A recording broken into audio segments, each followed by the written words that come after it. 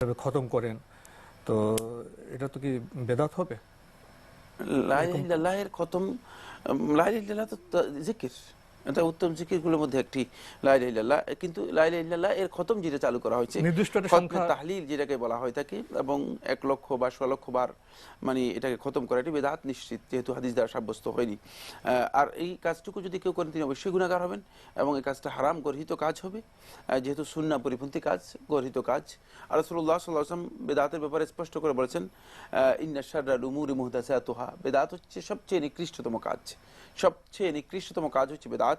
সুতরাং এই নিকৃষ্টতম কাজে যদি কোনো ব্যক্তি লিপ্ত হয়, তাহলে সেই বড় ধরনের গুনাহ হবে, এটি হারাম কাজ হবে, কোনো সন্দেহ নেই, আর যেহেতু এমনিতে কেউ সুন্নাহ যদি পরিপন্থী কালমা কাজ। পড়ে না সেটা তার সওয়াব না, হবে এটি তো জিকির। জিকির এবং থেকে। এটা যদি কেউ যদি মানে সেটাকে মানে এই যে গতানুগতিক খতমে পরিণত না করে, যদি কেউ সারাদিন সারা রাত যদি লা ইলাহা ইল্লাল্লাহ বলেন, তিনি সওয়াব পাবেন, এবং এটি উত্তম জিকির করলেন, উত্তম জিকির করলেন। আমরা